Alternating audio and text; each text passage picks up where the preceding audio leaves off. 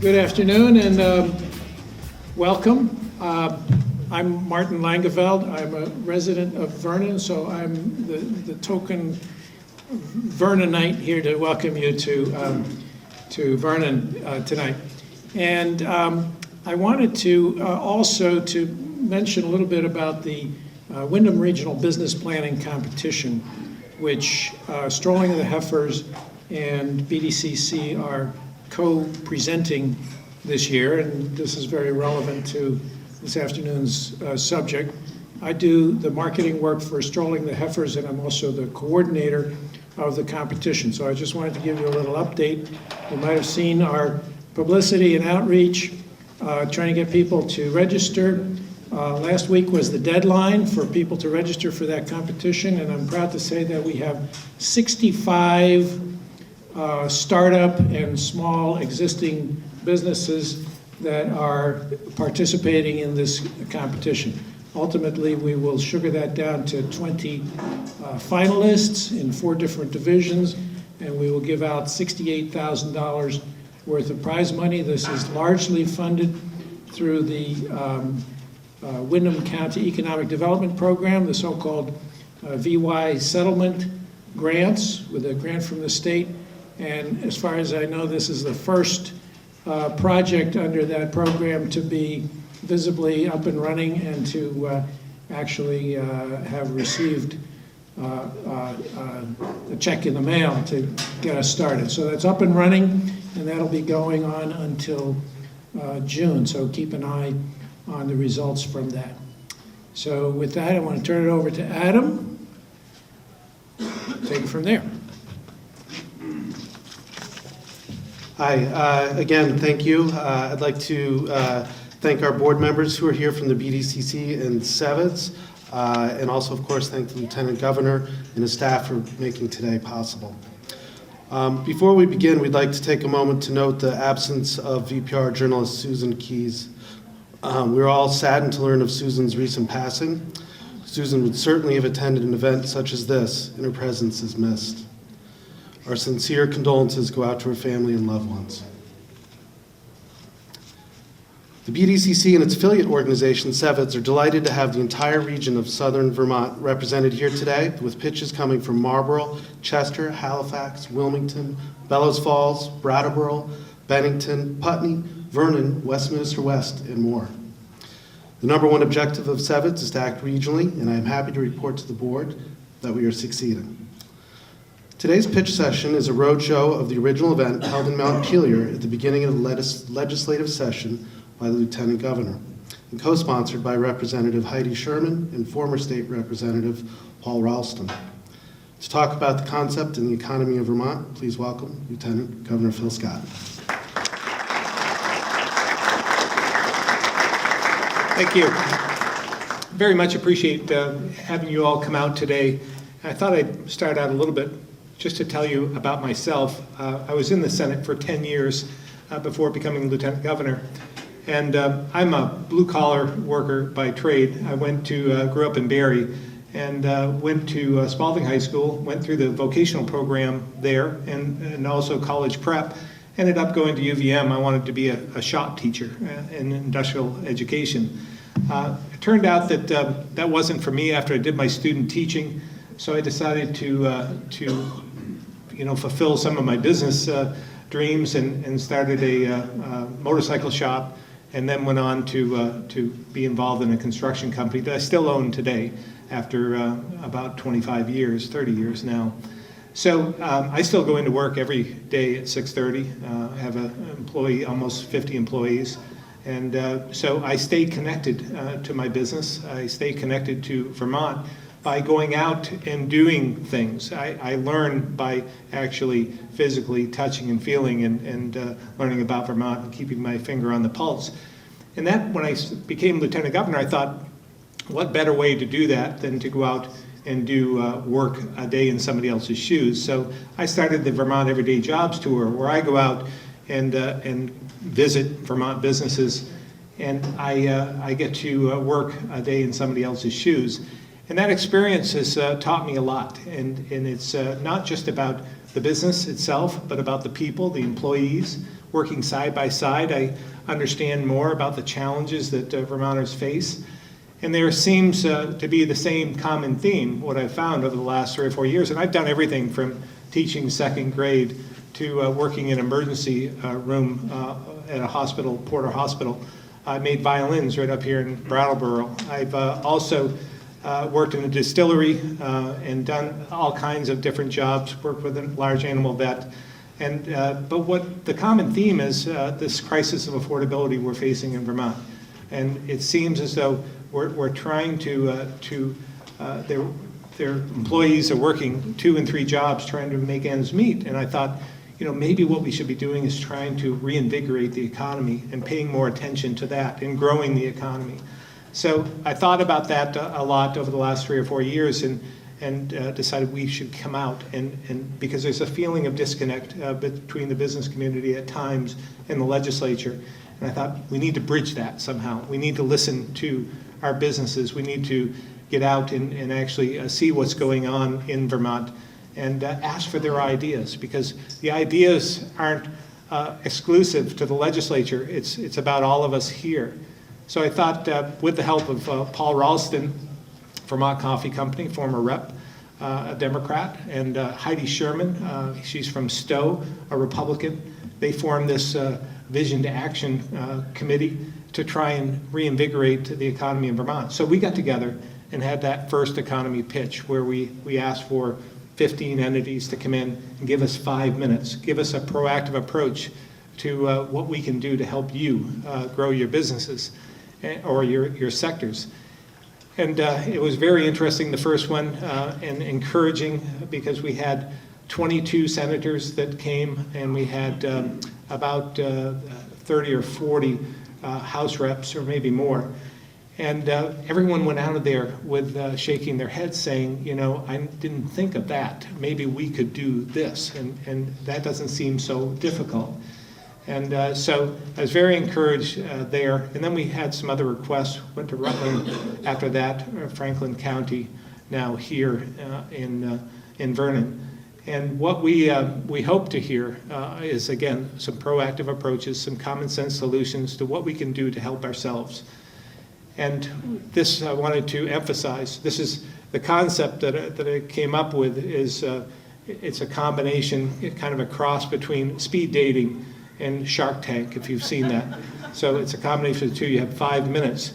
And I want to emphasize it's the Vermont economy pitch with a P, not a B. And what we're trying to do is trying to not dwell on the past, but let's see where we can do to move forward. So with that, I thank you all very much for coming. I wanted to thank Jody as well, Bobby, Martin, and Adam for all you've done to help put this together, because nothing gets done in a vacuum. It needs all of us to get together and try and put our best foot forward. So again, I thank you for coming. I'm not sure who's next or whether you want to begin, Adam or Jody. Thank you very much.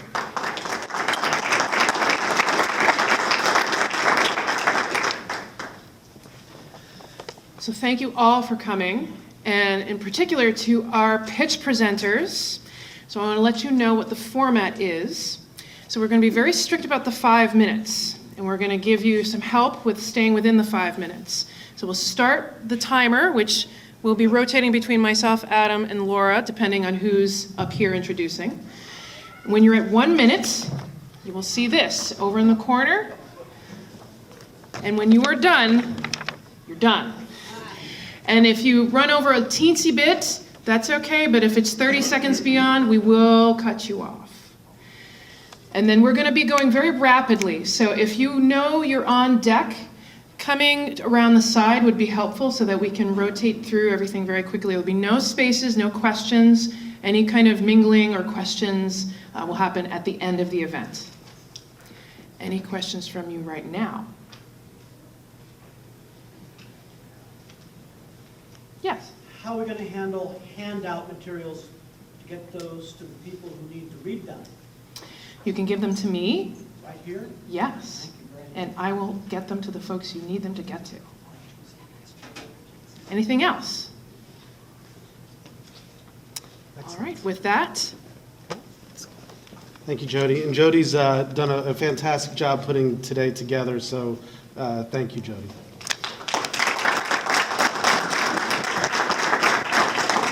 So we're going to do a very brief, sort of a mini pitch, and it's more of a story than an actual pitch. But it's a simple request based on a concept that seems to be catching on around the region and across the state.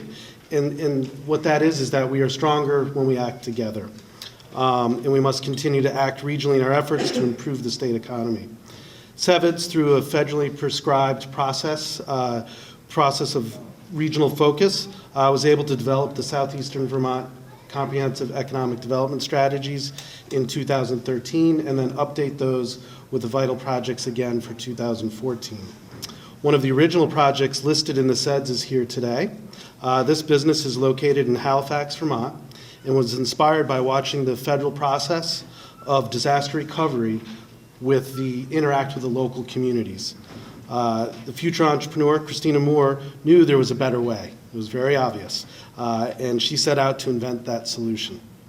Christina first became involved with regional work through the flood recovery outreach work that was started through a multi-regional collaboration between the Wyndham Regional Commission, the Bennington County Regional Commission, and the BDCC. She then engaged with the SeVEDS program and submitted her future business as a regional project. Through the SeVEDS grassroots efforts, Christina became aware of the BDCC and SeVEDS, and then joined in our efforts to have an intern program begun and signed up as one of the first intern program businesses in 2013. In 2014, Christina's project was further developed and she became a vital project in the SeVEDS process. For the spring semester, she brought on her second intern, who is here with us today. Christina has now come to the BDCC for potential funding through the Connecticut River Valley Revolving Loan Fund to hire this intern as a full-time employee. So this is the poster child of what we want to do here. When we act regionally, what can happen? So we're really excited to have them here today. Our ask is to continue to engage the regions of Vermont while also understanding that while we have many challenges in common, that not all the solutions will be found in Montpelier. The power of living in a small state is to have an engaged citizenry with an accessible government. The Lieutenant Governor hosting such events as the Roadshow pitch will ensure that regions across Vermont continue to be heard. So it is that with great pleasure that I now introduce Storm Petrel's intern, Cody Peters, to provide tonight's first pitch. Thanks, Cody. Hello, everyone. As Adam mentioned, my name is Cody Peters, and I'm here on behalf of Storm Petrel, Champlain College, and BDCC. I'm grateful to be speaking here at Pitch Night. I'd like to start off by thanking Jan Copeland of BDCC for introducing me to Christina Moore of Storm Petrel and making our internship happen. I cannot thank her enough for this wonderful and unique opportunity to work with an emerging company with a strong civic goal. Storm Petrel formed in response to Hurricane Irene. We have written 2 software applications that facilitate rebuilding after natural disasters. We are here to ask the Lieutenant Governor to consider 3 things: government contracts that contribute to economic development, favoring Vermont businesses when scoring contracts, and aiding Vermonters with math and logic skills. For tech companies like ours, the Vermont Department of Economic Development provides free counseling and guidance for developing Vermont businesses. An opportunity exists for the governor and legislator to support this department by creating a scoring system and drafting rules that benefits Vermont business. Please develop a scoring system that rewards Vermont companies. More federal dollars and state dollars would remain in state and be earned by Vermont employees. This process promotes statewide economic development and supports the goals of the regional development corporations. Please invest in math and technology education. Storm Petrel and firms like us need to hire Vermonters who have the academic foundation to write code, manage websites, and step into jobs currently going elsewhere. STEM-related jobs and careers are increasing in demand and pay as it coincides with the boom in technology over the past 25 years. It's going to continue to grow, and it would behoove Vermont to stay ahead of the curve. An increase in these things will benefit Storm Petrel, other Vermont companies, and future generations of Vermonters. I would like to thank the Lieutenant Governor for being here and to BDCC for having us. For more about Storm Petrel, you can check out our website at stormpetrel.us. Thank you for having us.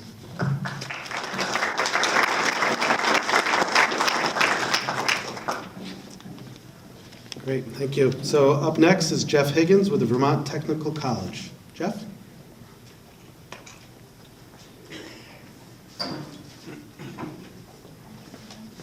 Hi. So I am Jeff Higgins. I'm a faculty member at Vermont Tech, and I also coordinate our apprentice programs. We currently have advanced manufacturing apprentice programs for GW Plastics, GE Aviation, North Heartland Tool Corporation, and right here in Brattleboro, GS Precision. Apprentice graduates take anywhere from 24 to 40 college credits. They have over 5,000 hours of on-the-job training. And then graduates get jobs with those companies starting at over $40,000 a year plus benefits. Also, they have access to math, science, communications, and engineering coursework that they otherwise wouldn't have access to. The reasons for that may be location or cost, or simply because they have to work to support a family. Thanks to those credits and their advancement in their careers, many of them go on to get their associate degrees and bachelor's degrees as well. These apprentices fill vital roles within Vermont's advanced manufacturing sector.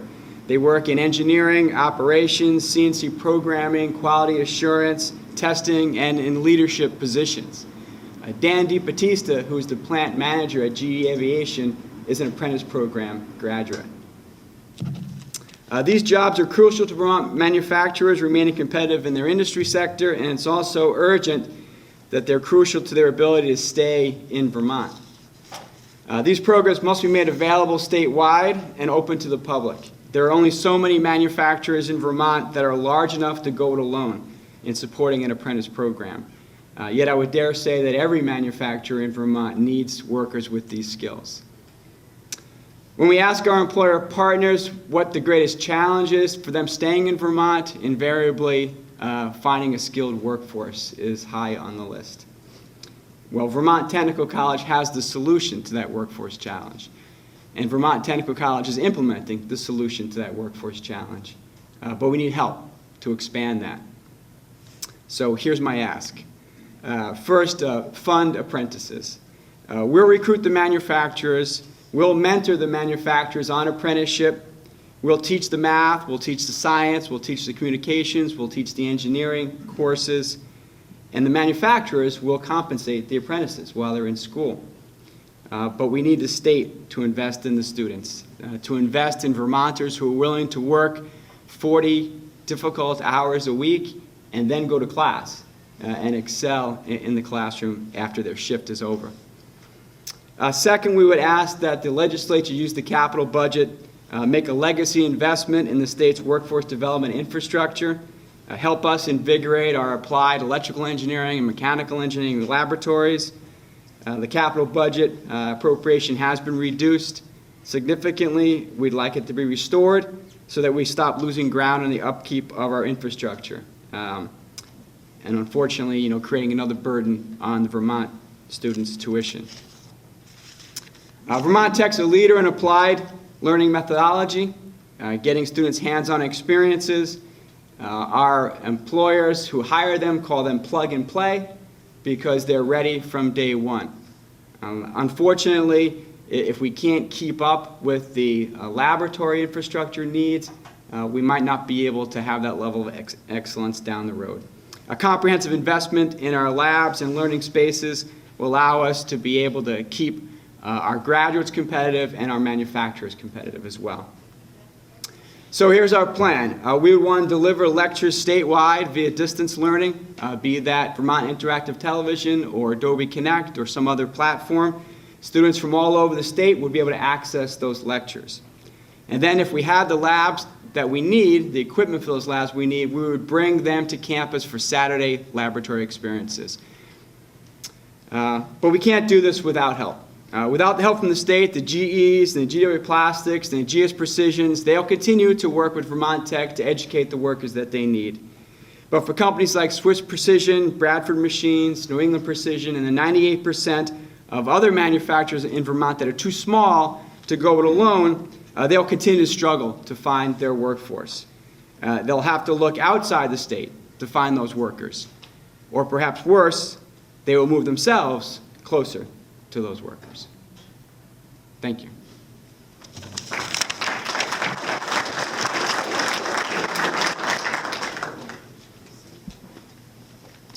Okay, up next, we have Ed Metcalf from the Vermont Distillery. Ed?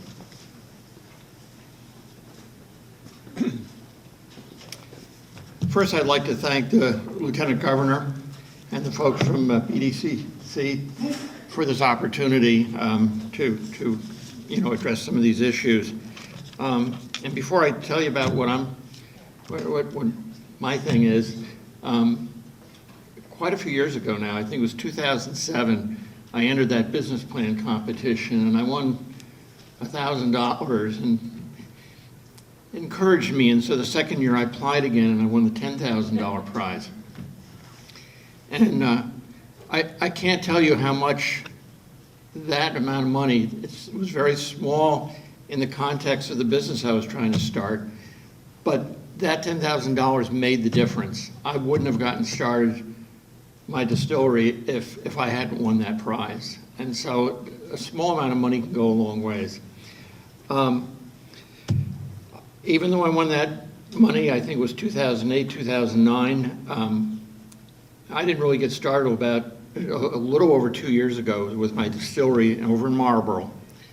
And in those 2 years, we've built up, actually I was with my accountant last night on the phone, and he said, Ed, I got bad news, I got good news. He says, the bad news is you're going to owe a lot of taxes. And here's the good news, he says, you made money. And so our business is up to about $250,000 in sales already. And I think we can get up to $750,000 or $1 million in a couple of years. But to do so, I need to expand my production facility. And my pitch is I need help in finding either low interest money or equity money to invest in the distillery that I want to build out. We're working in it's almost comical, the area that we're working in now, and making our products in 60 and 140 gallon batches when we should be making it in 500 to 1,000 gallon batches. And so we need help, again, raising money to build out our facility. We could go from having, right now we have 2 part-time people, and they're both my sons, and I could go to having between 5 to 7 full-time people with what I envision us being able to do in 2 years. The business that I envision would be both a manufacturing and would also be a retail location, and would have maybe a small cafe attached to it, which would employ even more people. And one of the things I think we need in southern Vermont, I started a business in 1985. It was North River Winery, which I sold a few years later. And I started on one premise, and that was that people come to Vermont, tourists come to Vermont because they've heard so much it's a beautiful place, and they get here and okay, now what do we do? And North River Winery, we gave them something to do, and we had an extraordinary amount of visitors come and visit us. So much so that my wife made me sell the business because she didn't like 10,000 people coming into her dooryard. And so I got out of the winery and started this distillery here a couple years ago. I think that's all really the whole pitch that I have to make. And I'll let somebody else use this valuable time. Thank you.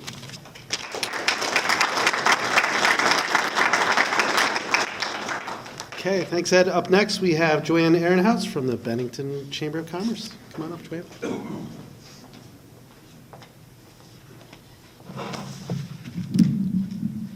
Thank you very much for allowing us to come here and throw our ideas up in the air, and hopefully some of you guys from the government will catch them.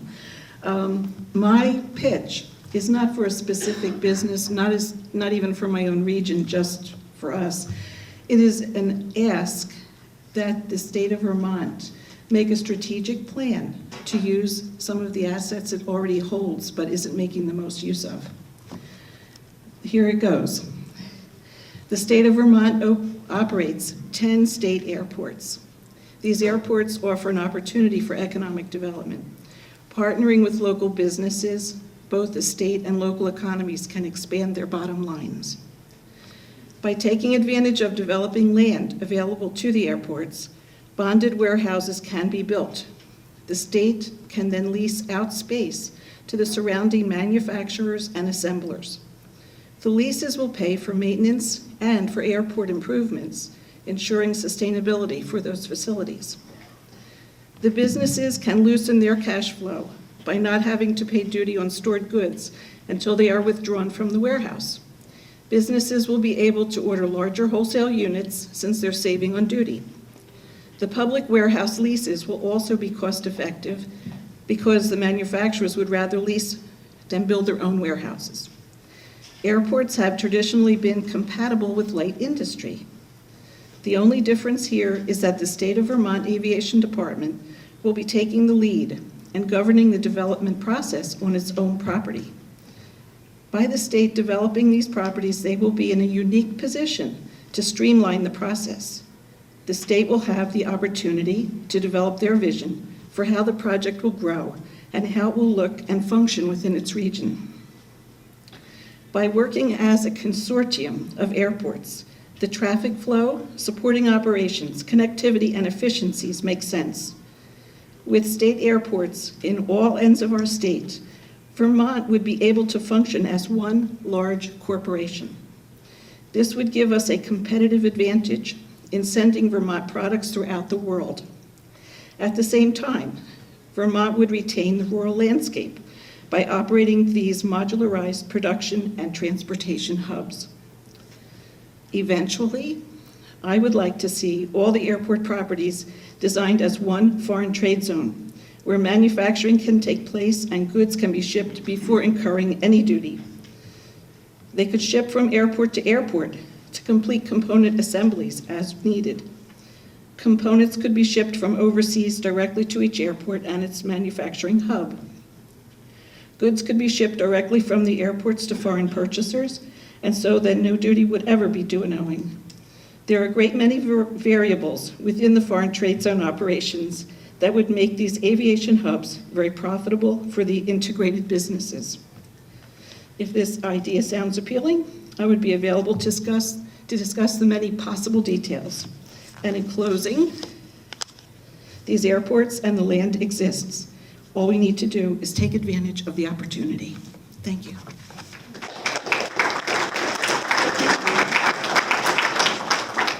Thanks, Joanne. And up next, we have Dutch Walsh with, who are we with today, Dutch? Bellows Falls downtown. Okay. Never sure where I'm from. I won't mention that I live in New Hampshire, but Lieutenant Governor Scott, I want to welcome you to the most southeasterly part of the state, where, when it happens, the sun rises here before it does in Montpelier, when it happens. A pitch for economic growth in Vermont is a challenge for several reasons. You yourself have said, if I can get this back up and working, if not, I'll pull out my paper. Lost the connection. You yourself have said that the greatest challenge in growing the Vermont economy is our state's diverse landscape, both economically and geographically. Good jobs continue to disappear, and the biggest challenges that we must accept is that we cannot anticipate what our economy will look like at the end of next week. So what can we pitch that will have a long-term benefit and a promise for an economy that we might have some control over for the future? I would like to pitch two things, and I will explain how they're connected. First, it is critically important that I pitch our regional development corporations. and the work that BDCC has done to bring collaboration in Windham County through the formation of the Southeastern Vermont Economic Development Strategies, SeVEDS. Without SeVEDS, we would not have the awareness of what I'm about to speak about next. The one certainty, the one constant that we have is the human capital in the form of the people who live in our state, particularly the young people who are our students in our schools and who are our responsibility to prepare for the future. If we are to hope that we will have a strong economy in Vermont in the years to come, then we must help prepare them. How do we do this? In southern Vermont, as in other parts of the state, we have young people who may not go to college after high school, but may want to prepare for a career in a field that requires a higher degree of technical ability and knowledge. Or they might have an idea for a business of their own that would allow them to prosper in the state of Vermont. So how do they develop those career-ready skills? Vermont has career centers throughout the state. In Windham County, we have the River Valley Technical Center in Springfield and the Windham Regional Career Center in Brattleboro. The last sentence of River Valley's mission statement is, "We are preparing for the world of tomorrow." Windham Regional Career Center's mission includes to provide all learners with skills and competencies leading to post-secondary success. Statewide, we have Vermont Technical College and the Community College of Vermont. Given what we have and what our needs are, the second part of my pitch is that we must concentrate more fully on supporting the training of our young people through legislation that will continue to support workforce training and the successful transition to technical and post-secondary education and employment and careers. In conjunction with this, there must be established through appointment a working group of 10 individuals, 8 who represent targeted industries, which are fluid and change to meet changing needs, and 2 who have working experience in finance, lending, or venture capital.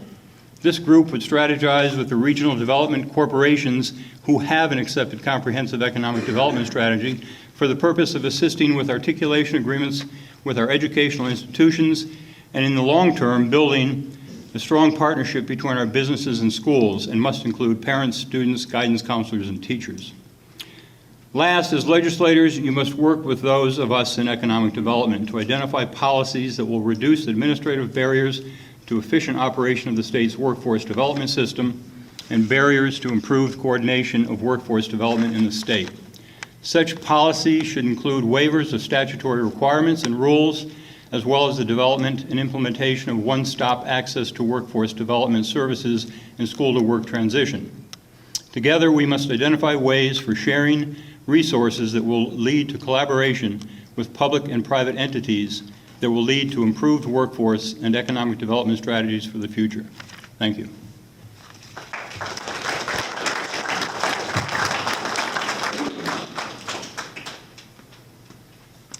Thank you, Dutch. Great. Up next, we have Isha Shul with the Independent International Business Consultant. Isha?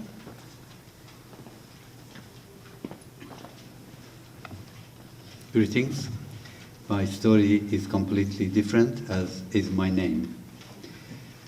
My name is already difficult, Ishaq, and I see that they have added an extra U to it, which I thought made it more beautiful. And I'm very proud of that. I have a different background, flatlander, as they call me in Vermont.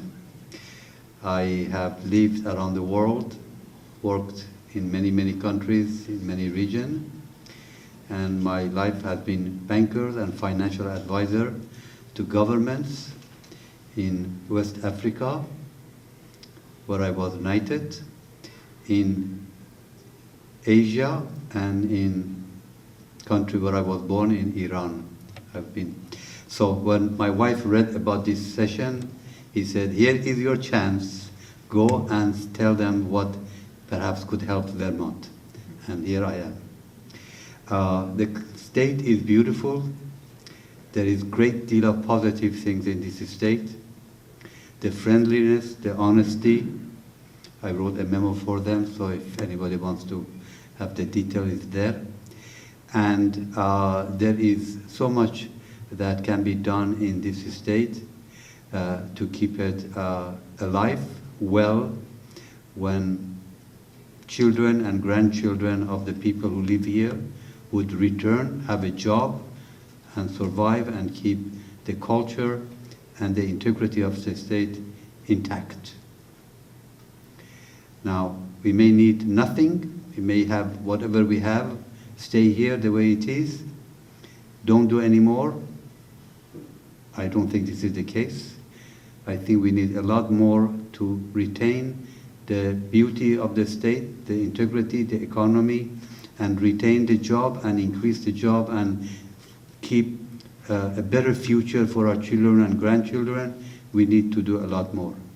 And I thought that it is important for the government, and thanks for the Lieutenant Governor to be here, to have some of the development that I have seen other countries. I was in Singapore, and the Central Bank of Singapore had a monthly meeting similar to this, bringing all the foreign corporation banks and ask us, what more can your company do for Singapore to bring more business, more manufacturing? And we came every month with ideas that they consider. Some they took, some they did not, but kept helping them. In China, they have teams of people working as to what else can they do to move their business in other countries. And I have been in Beijing and I work with the government, something like 300 analysts, statisticians, economists, just watching to see what other countries are doing in bringing business to their country, to economy. What incentives they give, taxes, funding, etc., etc. And then tell the government, and that is how so many American companies have moved to China. Vietnam is doing twice more, and so many more companies are moving from US to Vietnam and from China to Vietnam.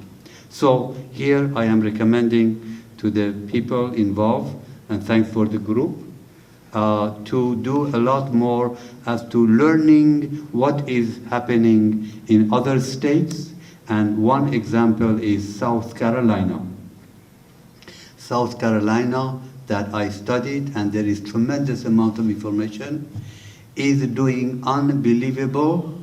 According to a report we read by publication in North Carolina, 3 companies are moving there in 2014 with 3,900 employees, one of them being a Singaporean company, making 6 million tires in South Carolina, moving possibly to 10 million.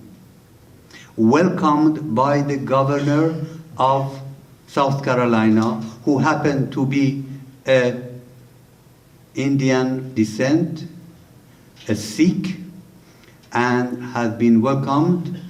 She is very wonderful, dynamic, and of course has my beauty and my handsomeness, so she's very popular. However, I don't know, there are similar individuals with different background, different nationality. If they come to Vermont and run for an office, whether they would have a chance to win, even though they may have a lot of ideas. So that is a number of things that I think we have to consider for Vermont. Some of it is all have been said here, and others we may want to indicate a little bit more quickly. And that is, first is the bureaucracy involved in introducing business.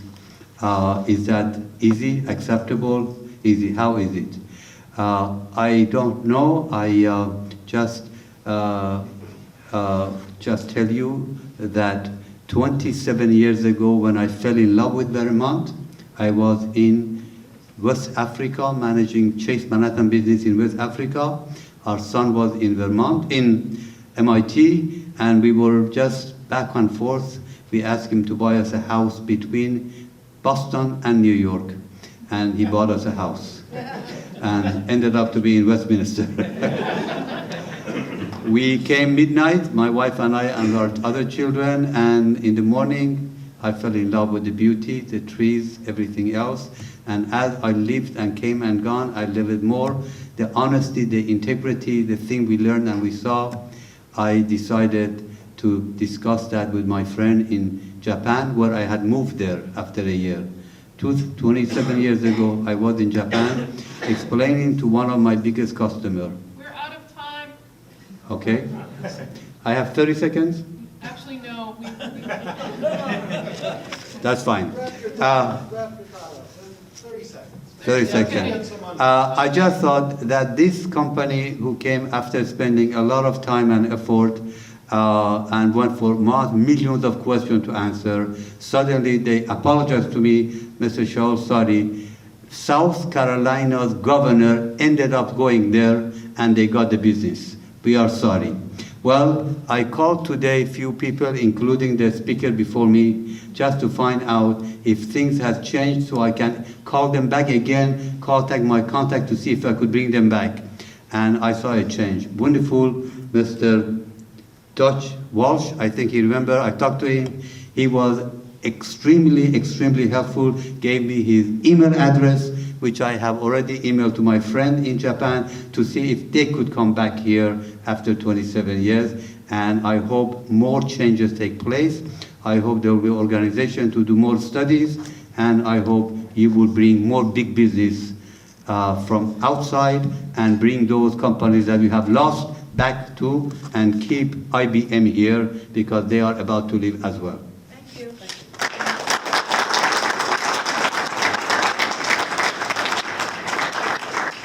Well, that's great. We're happy to consider you a Vermonter, so thank you for joining our state. Up next, we have Julie Davidson with Youth Services of Brattleboro. Julie? Thank you. My pitch today is for investing in youth workforce development for disconnected youth using a fairly new financing mechanism called social impact bonds, or pay for success, or impact investing.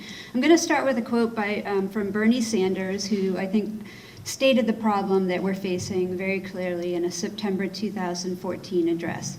Today, over 5.5 million young people have either dropped out of high school or have graduated high school. And you know what they're doing? Quite nothing. They have no jobs. Many of them in Vermont and throughout the country are hanging out on street corners, and many of them are getting into trouble. Maybe they're doing drugs, maybe they're involved in crime. But I will tell you this, and the statistics are very clear. If you leave school, either you drop out or graduate and you don't get a job in the first year, you don't get a job in the second year, and you don't get a job in the third year, there is a strong likelihood you will never get a job, and never get a career, and never make it to the middle class, and never be part of a mainstream America. Youth unemployment now nationally at 20% is one of the reasons why in the United States of America we have more people in jail today than any other country on earth. That's end of Bernie's quote. The cohort of millennials today, ages 18 to 34, have now seen double-digit unemployment rates for over 70 consecutive months. The youngest workers, aged 16 to 24, are even worse off.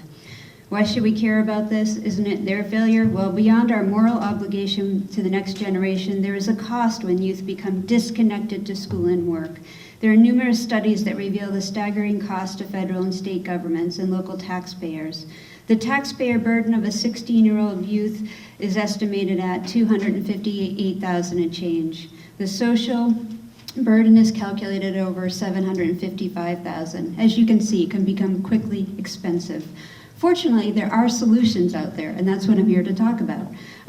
Nationally, there is a movement to accelerate new and innovative approach to funding some of America's most costly programs, and that are social problems, and that's such as unemployment, incarceration, and homelessness. It is called Pay for Success.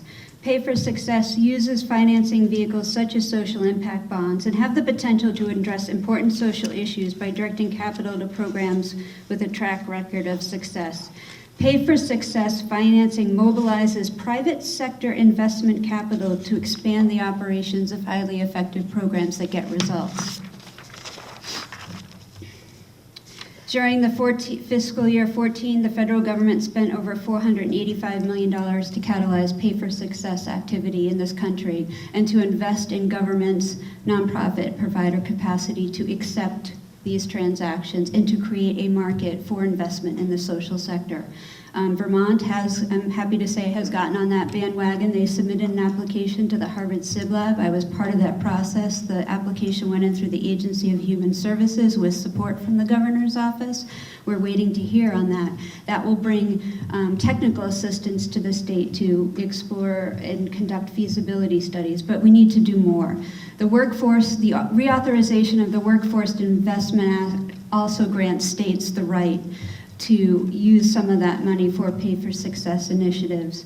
Up to 15% of the state funds, in fact, could be dedicated to that. So that's in essence the heart of my pitch today. Can we use those funds to develop a pilot in southern Vermont for disconnected youth, to get them connected to jobs, to get them successfully engaged in the local economy, and for the benefit of all of us. And if you would like more information, I certainly have it and be happy to share it with you after. But let's give youth who are already living here in Windham County the opportunity for success. We see this every day at youth services, the trouble of not connecting successfully. And we think there's more that can be done through this new financing mechanism. So thank you for your time today.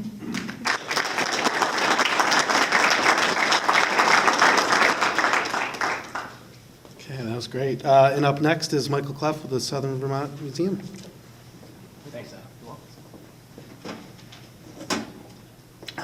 how's everybody holding up so far? Good, good. Thank you all very much for giving us this chance to talk. Just heard them from the Vermont Museum of Natural History, actually, is what I'm going to be pitching tonight. In 1996, some of you may be familiar with the Southern Vermont Natural History Museum.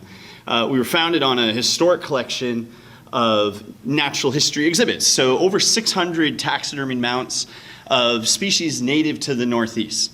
It's actually the largest collection of its kind in Vermont, third largest in the Northeast. And the museum was incorporated as the Vermont Museum of Natural History. So we've been a DBA this whole time. And people often ask why. The founders of the museum felt that that initial incarnation of the museum didn't really fill the shoes of a museum of natural history. Since then, the museum's grown significantly. In the last 10 years, we've seen visitation go up by approximately 200%. Our outreach programs and our on-site education programs have seen an increase of 5,000%. We saw over 12,000 people the last 2 years just in direct programming. That's something which has us very excited. And what we would like to see is to build that museum out, to be worthy of the name Vermont Museum of Natural History. We're talking about something on par with the larger museums we have around the state. You think of the Montshire Museum in Norwich, the Echo Center in Burlington. To be able to create a network of these facilities around the state. So you take the brewery tour to sample the microbrews of Vermont, you take the museum and nature center tour. And that brings you from the Brattleboro Museum of Art right up through Vins and around, all the way around the state to see all these different locations. And we feel with our popularity of our programs, the position we're in now, we're ready to take that next step to be one of these landmark attractions of the state. So all very positive. And then we run into kind of a hiccup. Those of you who are familiar with the museum, we're at the Scenic Overlook, which is a great site with one small problem. It's a scenic overlook, and the grade is about like that. It kind of limits your development potential. So we are right now looking for a new location, a new site. We want to keep it in southern Vermont. We want to be able to connect to area resources, area businesses, and we've spent about 2 years kind of playing around with the ideas of this. And I have to keep an eye on Laura with the stop signs because I'm very excited about what we've got planned. We're looking at more than the Stuffed Animal Natural History Museum. We're looking at a museum of Vermont with integrated exhibits, including the history of these areas. You take a local connection to, say, water resources. If we were to build it here in Vernon, you'd talk about the Connecticut River. If we build it over in Wilmington, we're talking about the Harriman Reservoir. And have those direct connections from the museum exhibits that are attracting people. Museums of the scale we're talking about just in Vermont are attracting 100,000 people a year. So in those exhibits, as people come to see them, they're being directed out to the rest of the community. Use the hiking trails, see these artisan crafts, see these other businesses that tie into this incredible natural resource we have in the state. Oh, okay. This is something that, when we're at the museum, we often hear, this is a real hidden gem. What is the best kept secret of Southern Vermont? How many of you have been? Oh, very nice. I like that. Excellent. What we'd like to do is take that hidden gem, polish it up, and make it a crown jewel of the state. We want this to be something people are coming from all over New England to see this museum, and then from there see the rest of the businesses, see the rest of the great resources we have. I want to thank you all very much for giving us these few minutes here. Laura's waving at me. So again, thank you very much. Thank you, sir, for making this opportunity available to us.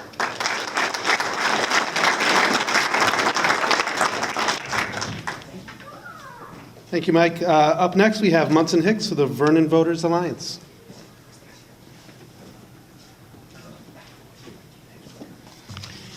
Thank you all for being here. My pitch is a little different. I'm not pitching for a business or a development group. I'm pitching on behalf of the region. And I'd like to thank you for the opportunity to address what I believe is the most important tool for economic development in our area, which is broadband communications.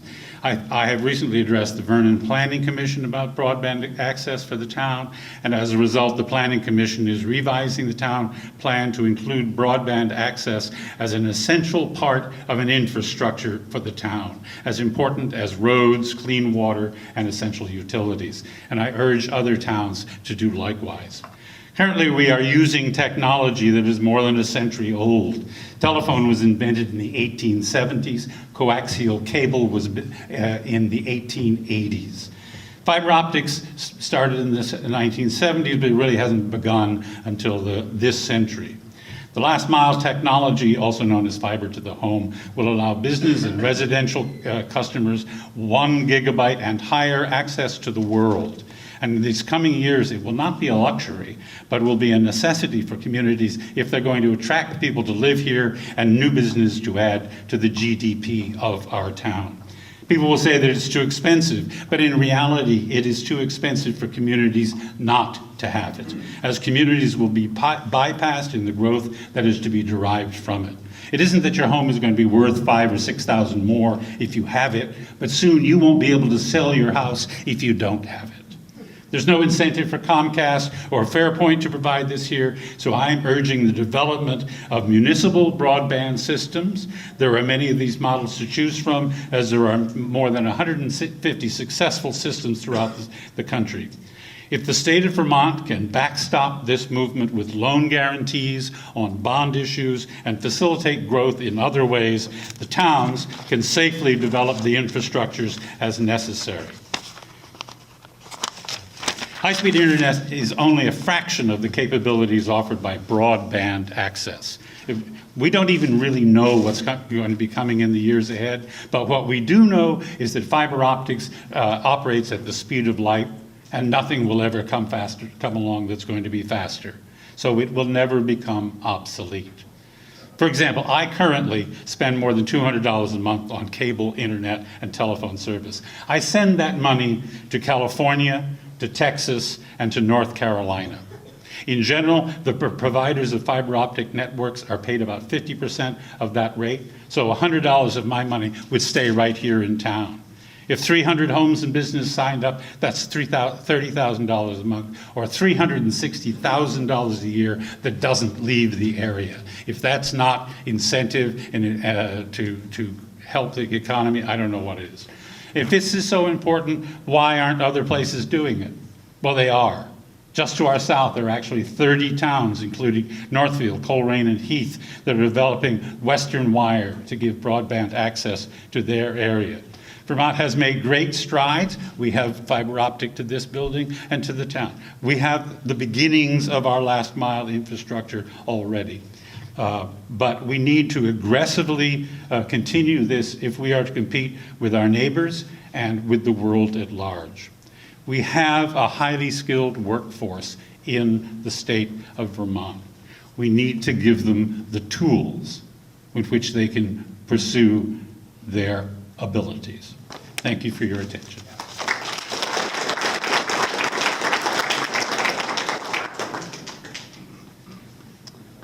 Okay, up next we have Jan Van Eck of DJ Engineering.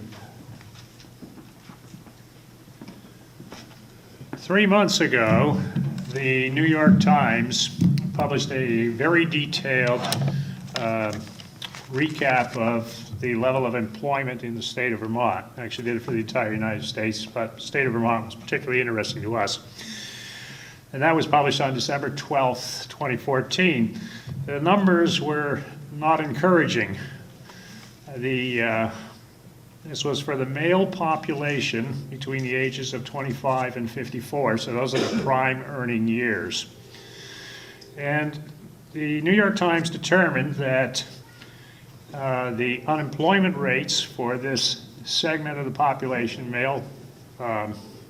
males between 25 and 54, ranged from 24% of Essex County down to a low of 13% for Chittenden County, but even there, that was nothing to write home about because that was still 31,534 people. And most of the numbers ran around the 20% mark. So we had a total unemployed males in their prime earning years in Vermont of 120,734 people not working. Well, then when you add in on top of that the current wage levels are also not very encouraging. The median, that is to say the exact geometric midpoint, the median individual worker income in Vermont is $28,875, which on a 2,000-hour work year is about $14.40 an hour. And you got to live on that. So what we really have is we have a state with massive unemployment, never mind the 4% numbers that you're hearing that the politicians are going to tell you. That's not true. The real numbers are much higher, much, much higher. And it's a structural unemployment. And without attacking structural unemployment in a massive scale with tremendous amount of energy and force, you're not going to resolve these issues because Vermont right now financially is up against the wall. All right. So when we get past that, we say, okay, at the same time we look around and we see some of these towns, and the bottom 10 towns in employment rate, employed males, numbers 1 to 10, when you get to town number 10, only 45% of the population is employed. Town number 1, only 26% of the population is employed in that age bracket. Those are people who are poor. And at the same time, when you look around, it's no surprise that those people are also living in houses that are old and that are energy hogs. Now what's happening is that those poor people who have very little money, if sometimes no money, are also being forced to spend vast amounts of money on heat. Could be as much as $6,000 a year. So if you're working and you're not getting paid much, and you're living in an old house that you don't have any money to repair, and you're spending a lot of money to heat it, by the end of the day, you don't have any money left. So now what? Now you have to go to the state and you say to the state, okay, I need heating assistance. Now I'm homeless. Now I need emergency shelter assistance. Now I need Medicaid assistance. All of these assistances cost money, and the state ends up against the wall, and the state is now out of money. So you got to turn that around. You got to turn that around very, very quickly. And I'm talking about in the next 4 months. Can it be done? Yes, it can be done. But you need capital to do it. Where do we get capital? You get capital the same place J.P. Morgan Chase gets capital. You go to the Federal Reserve Bank down in Boston, and you say, hey, guys, I need some capital. You guys got lots of capital. Where does Federal Reserve Bank say? Well, the Federal Reserve says, well, no, we only loan the banks. Okay, fine. So the state of Vermont says, all right, let's set up a bank. We're going to call it the State of Vermont Doing Business as the Bank of Vermont. And now we take all the tax receipts and all the other receipts that come in, and we say, okay, fine. I'm running out of time here. We're going to go, and we're going to put that in the bank. Now we run down to the bank. We say, all right, What's your discount rate? Well, your discount rate today, just for you, 0.00186%. All right? Basically nothing. The capital is free. Take the money, go out, hire some of those people. Let's say we have a 5% participation rate of the 120,000 people that are unemployed. That's 6,200 people. We put them to work right away. We're building new housing in Vermont. We take the housing, we make it at $84,000 a house. We mark it up, we sell it to our man. It's at $90,000 a house. What does that do for our man? He now gets a mortgage at 3%. The mortgage money is turned around and securitized and sold to, you got to give me another minute. It is sold down to dentists in New Jersey. There's your capital. Our guy now, instead of paying $900 a month for rent, he's down to $379 a month for rent, or for mortgage cost. His heating bill is now down to $250 a year. What does that do for our individual worker? That improves his net take-home cash by $12,000 a year. He now has money to spend. Money to spend is what people need. They don't want it siphoned away into heat. They don't want it siphoned away into junk housing costs. You get new housing, you put 6,000 people to work, and what does it cost you? It costs you absolutely nothing. What is your cost on your $100 million loan at 0.00186? It's $186,000 a year. But remember, you're selling each house and you're marking it up by $6,000. Your 1,200 houses that you're building in the first go-around generates another $7.2 million. You can pay your $186,000 back. Now you have the cash that you need to get your next project going, and you can keep going from there. What's the net result of the state? Assuming that those people are paying income tax at 2%, $76.8 million in fresh taxes. Sales tax on the money that they spend, figure an average of 3.3%, another $126.7 million. Treasurer in Montpelier picks up $203.5 million. There goes your budget deficit, gone. It didn't cost you anything. Not one dime. 6,200 people at work. And that's only at $16 an hour. You want to bump it up to $22 an hour? Your ROI goes through the roof. What's the ROI, by the way? Do you know what return on investment is? It's a capitalist term. Remember this. This is capitalism that's at work for you folks. The ROI on your $186,000, 5,484% return. You can do it. You can do it today. You can get started today. You can be in production in April. You can have your money in July. The budget is solved. Your anchor's away. And then you're on to your next project. Thank you, Jan. Can be done.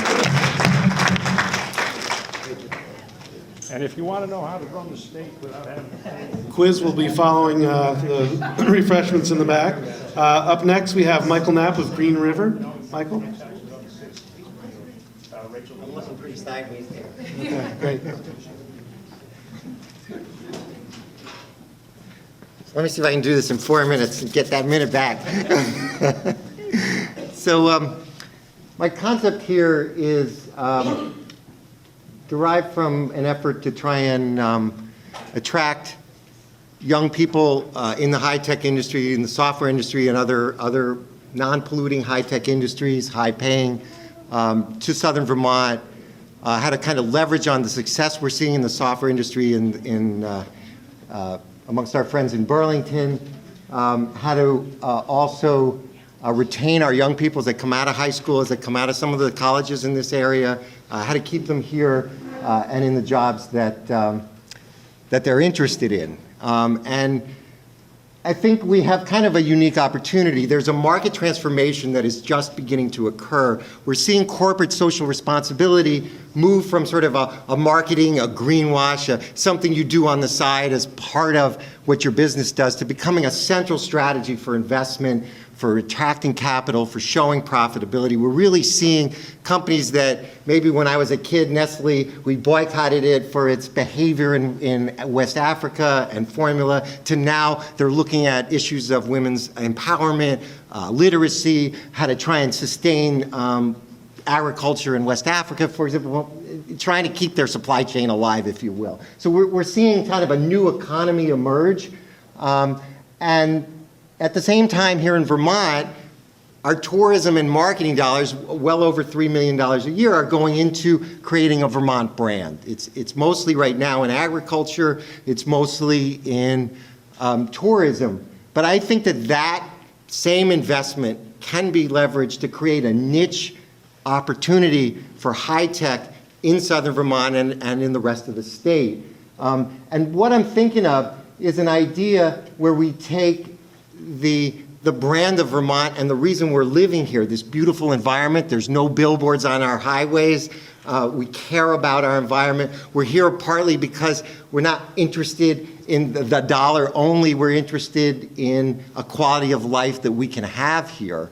And we begin to leverage that brand into creating an alternative to what's going on in the high-tech centers that we have to compete with. So in Silicon Valley, yes, we think of incredible incredible startups, a lot of intelligence, a lot of great work, but we also think of pollution, we think of an environment that's been ruined, we think of capitalism that's unbridled and rather greedy. So what's the alternative? I think that we could say that we have a green valley here in Vermont and that we begin to market businesses that are interested in promoting sustainability, in promoting environmental protection, in doing the kind of work that we're seeing in more and more businesses in this state already. So what I'm asking for is a small piece, maybe 5% of the budget that goes into tourism and that goes into agriculture to also move into high tech to leverage the momentum that we already have in creating the Vermont brand so companies from around the world will reach to Vermont to invest in high tech that comes out of here. And I really think we can do this. I've seen a lot of promise, a lot of signs that this is working already, and I'm looking for some help from our government as well to begin to build some momentum on this. Thank you.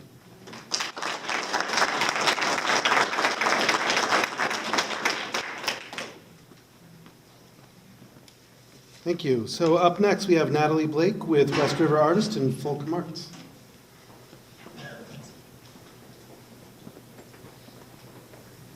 Thank you all.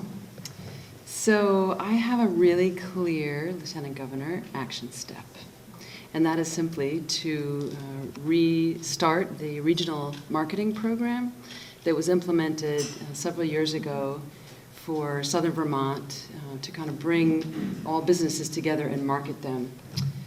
So I had a little anecdote that I thought I'd have you come along with.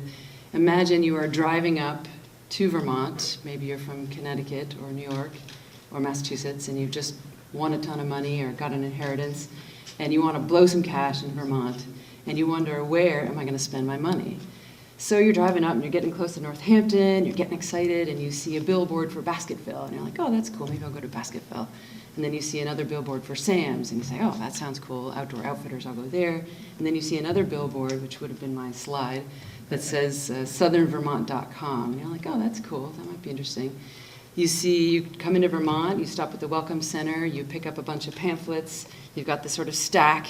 You're like, wow, how am I going to maneuver this and my little iPhone and see where I'm going to go? And the lovely people at the Welcome Center say, don't forget to tap into southernvermont.com website, because all of this is available there. You can find any resource you want. There's maps there, there's location hours, etc. And you say, great. You go on your way, sure enough, you leave all those brochures at the first restaurant you go to, and you're like, gosh, you told me about southernvermont.com, which was one of the babies of the regional marketing program.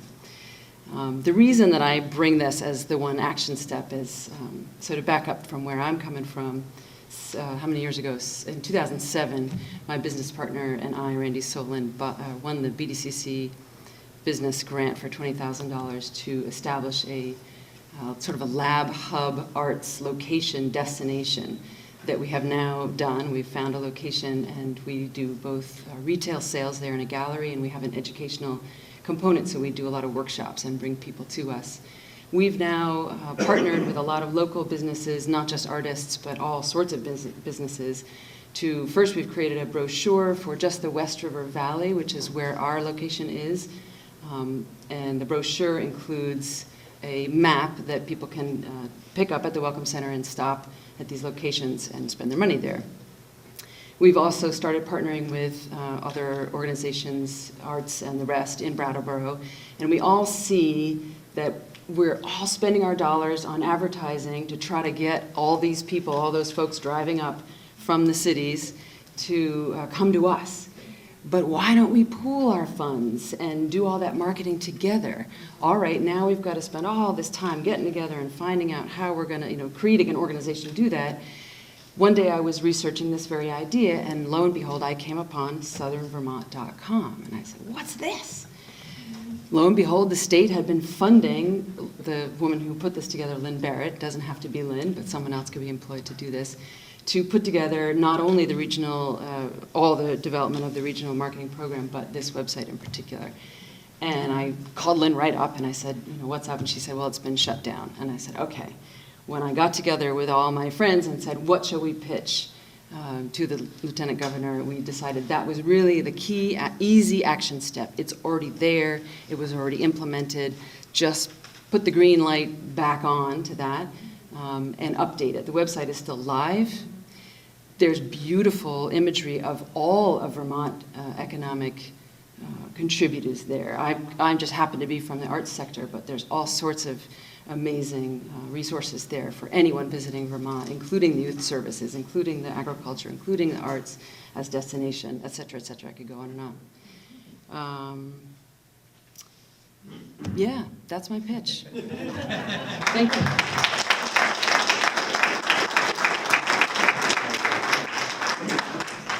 Great, thank you, Natalie. Up next, we have Richard Foley with Keene State College and the Sustainable Energy Outreach Network. Welcome. Thank you, Adam.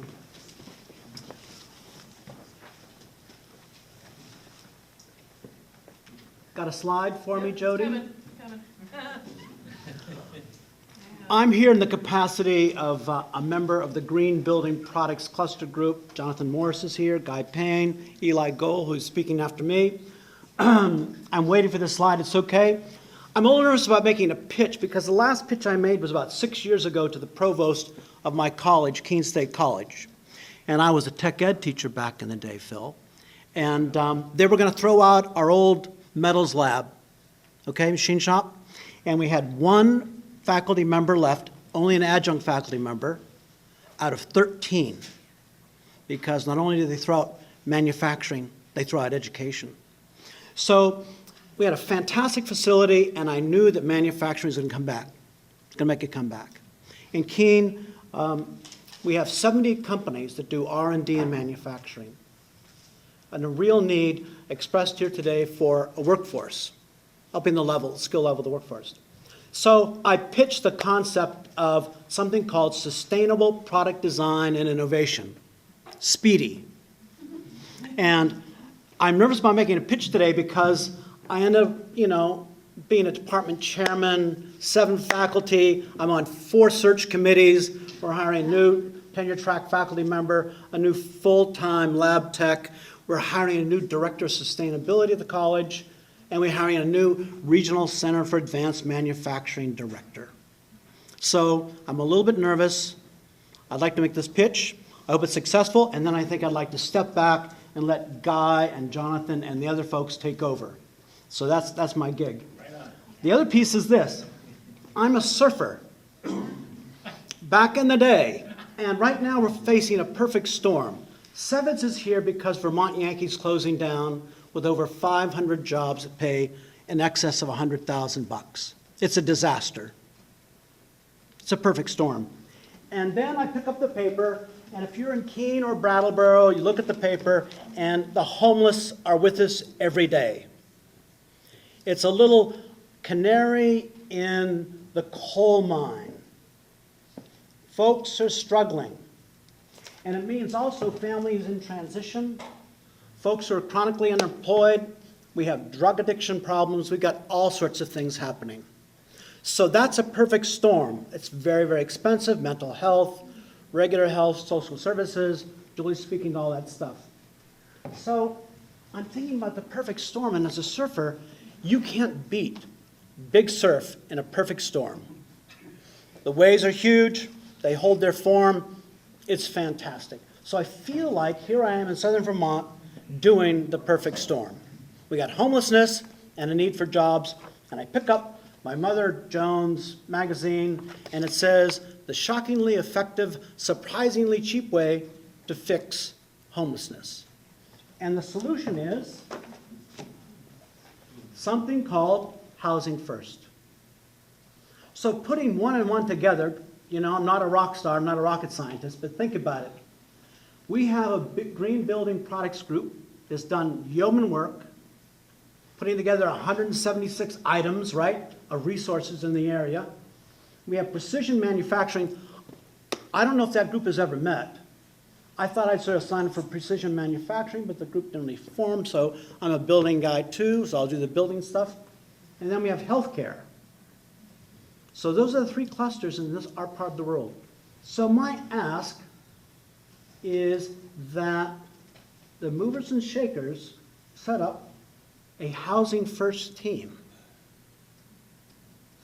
with representatives from all three clusters to talk about creating affordable housing or components for affordable housing in this area. And my little dream is this, that Brattleboro area will ship out 10 complete, beautiful, tiny homes, affordable housing structures every day.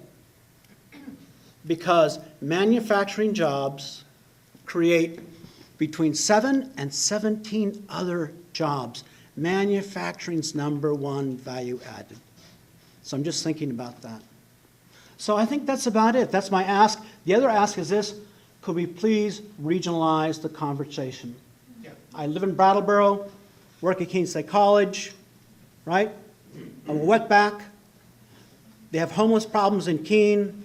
They have tremendous resources around green building and healthcare in Keene. So it's time we put this stuff together. So thank you very much.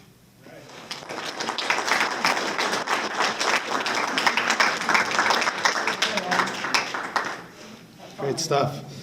Okay, up next we have Eli Gold with Ironwood Brand. Eli, there he is.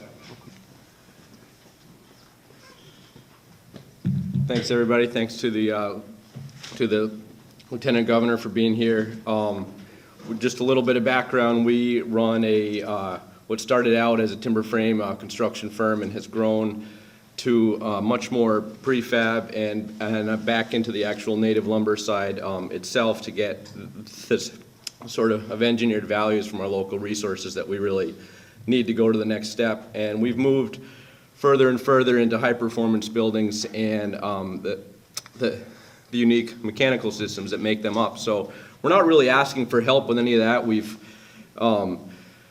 sort of held our own and built our business on our own. I like to joke we've been running a startup company for 20 years now. But we do believe that in the long run, the homes we build with a really high percentage of local talent and resources that go into them really take the same ideas, farm to table, and put that into the biggest purchase point of our life. So we're really not asking for help with any of that. But we are asking for the state to really get smarter about program design and how to help entrepreneurs who are here already and have been trying to grow. And we've taken on all the debt we can take for 20 years now. We've had 10 successful loans. We've won 2 state grants, and now we've taken on all the debt that the state can give us. But the reality is we've always had moderate income and low property values, and the next steps really have to be some other vehicle. We don't know what that is. You guys should be the experts on that. So that's our main ask, and we're asking specifically for a next step. We do believe we have some real keys to bringing large companies here, and we offer something to them that they can't get elsewhere. And we're not talking about necessarily overnight they're going to move and set up a plant here, but one of the things we've heard from other communities that have gone through plant closings is you don't really realize how much business tourism you had until it stops. And it's really important to us that we continue right now to host, bring in companies, make the relationships that then lead to the meetings that happen about somebody actually building here. And I don't believe that happens on the basis of one incentive, or if it does, that wasn't the company that's going to be here for the long haul with us. So I believe we have a capability to build a consortium right now, and we need some other vehicles to help that happen. And we definitely need from our government, we need a little more positivity and a little more knowledge about Southern Vermont, and we need to reach out now in ways that haven't happened before, because the green energy field and some links that you would never have thought would have happened are really about to happen, and we should be at the middle of that in Vermont. And there's a lot of people coming home from wars with great technical skills. The wars may have been over things that they may or may not believe in, but the link between that sector of the veterans who have come home and the next step in green energy fields is huge. It's growing. It's something that the military is really well versed in and is doing, whether or not the politicians stick with it. And this is a great place for that intersection to be happening. And we believe that some of that has to happen, not in a real public way. The recent programs that we've been part of have really made us realize if we have IP or are hosting companies who have IP, it cannot be a huge public process. It needs to be something that leads to investment in some secure facilities here where real R&D can happen, and it needs to be something where a professional consortium, just like you would have in a European country or in some certain sectors here, would be able to host, have a front office presence, have some central engineering presence, to have our own engineering advisory board and some national IP council. We believe we can bring the larger companies here who will ultimately choose to stay here. Well, thank you for your time. Thanks for coming down.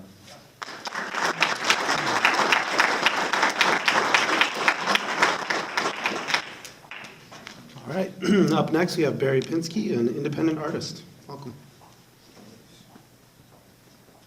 All right, we'll see how I do with my crazy ideas.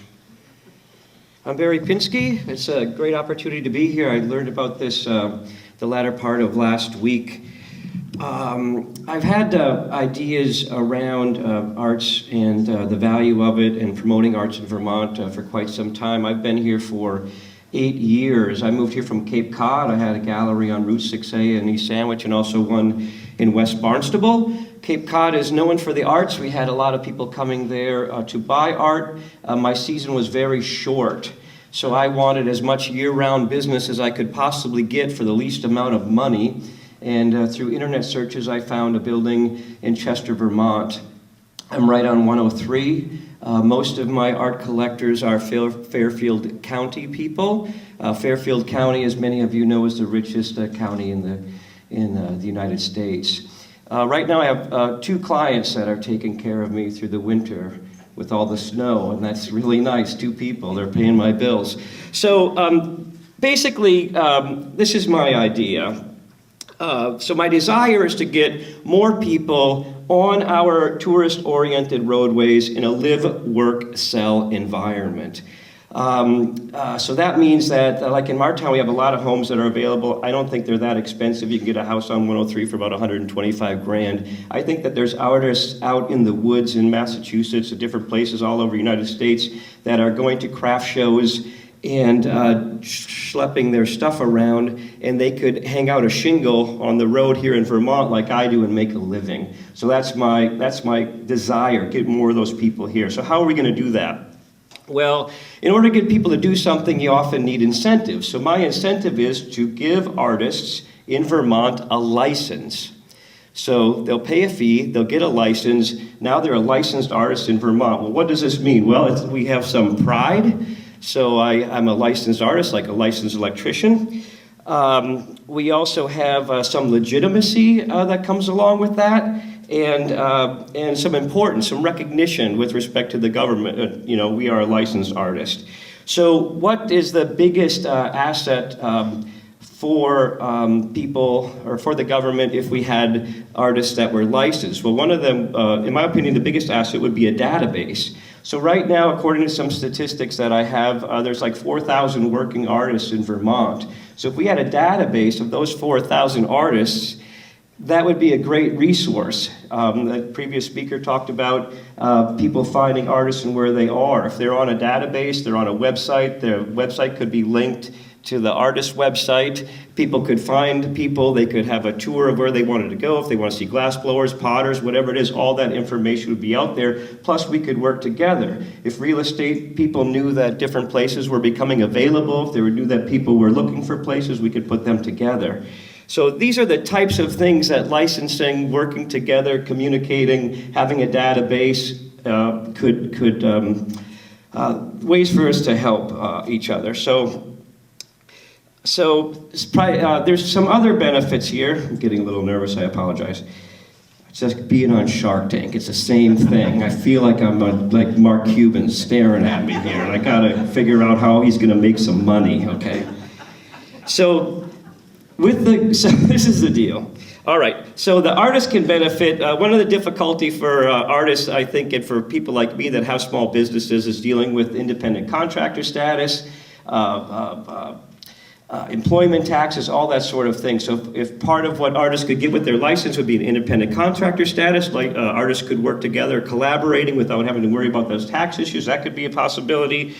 Tax benefits, health insurance somehow as a group.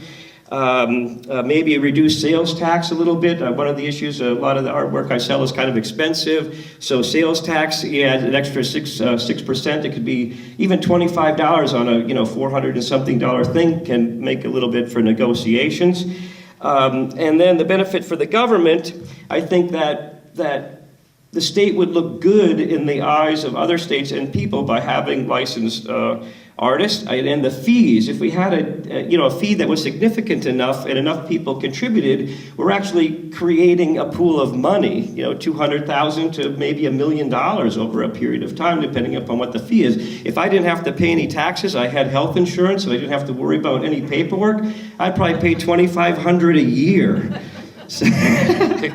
So, and then sales tax returns and other things that are involved with tourism that the arts bring. So I'm sorry that I'm not the most polished speaker, but I hope that my idea has legs. I think that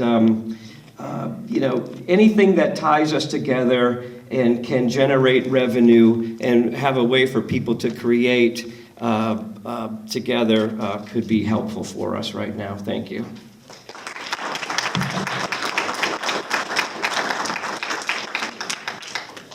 Thanks, Barry. That was great. I don't know if you speak for all artists that they're willing to spend $2,500 a year, but I think that's great. So I hope you didn't write that down. Up next and last is Chris Campany with the Wyndham Regional Commission.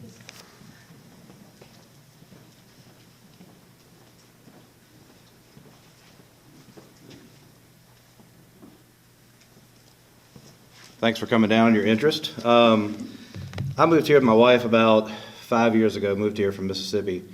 Previous to that, I've lived in New York, Virginia, Maryland.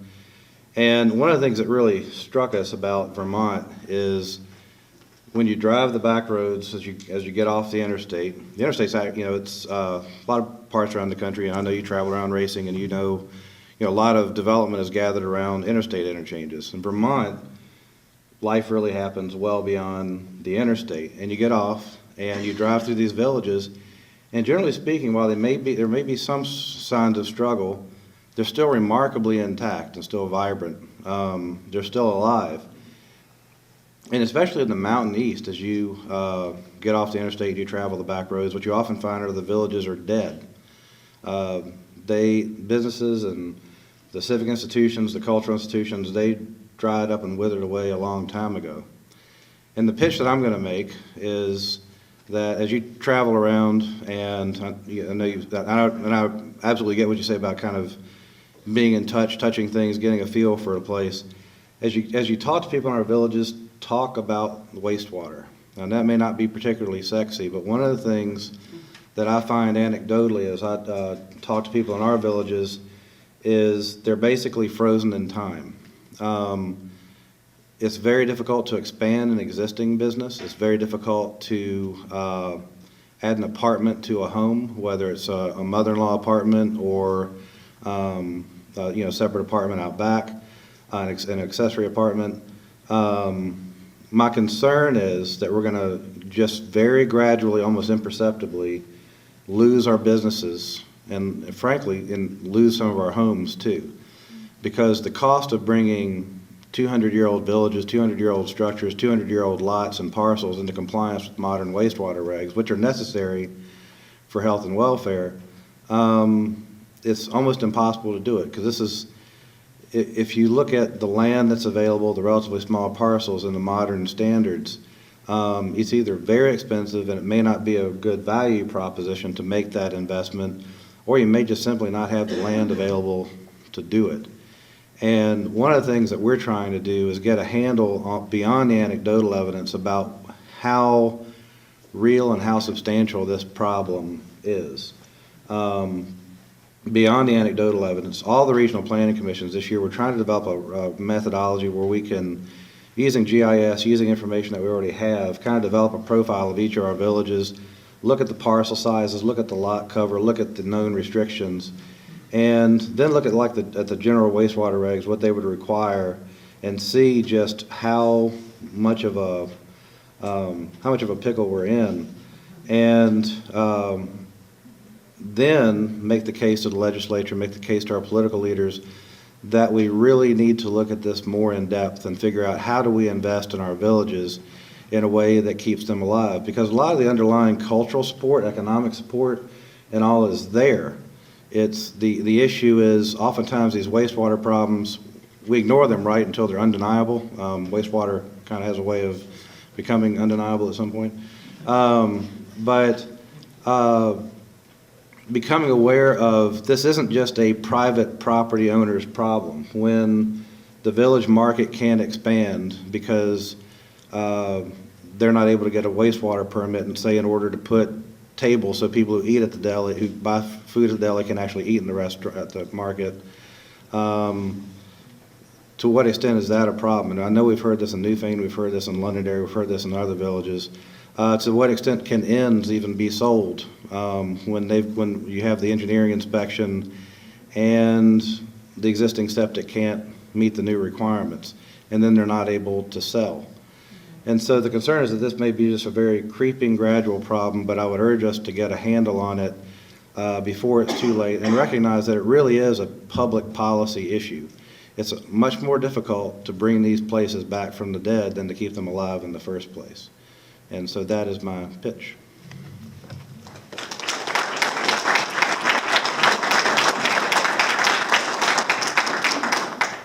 Great. Well, that concludes the pitches for today. We do have a few extra minutes, so I thought what we could do is invite up our state legislators and Lieutenant Governor to field any questions on things you heard today. You know, they're not prepared to necessarily respond, but at first they'll each just take a few minutes to address the group. And if you want to join us up here.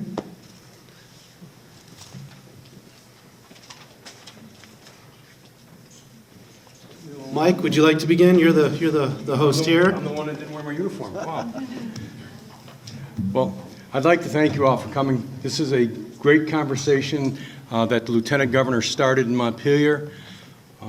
It's a valuable conversation. We're hearing things, the honest truth was going on the ground for small businesses, large businesses, and they all share common issues. It's finding employees, competing with our neighbors. For we here in Windham County, it's certainly the competition with the folks across the river. So I do thank you all for coming. I won't take a lot of your time. I want to turn the floor over to Becca.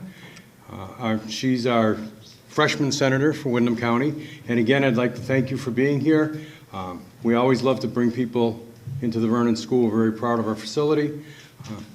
So if you have any questions, I'll be around after.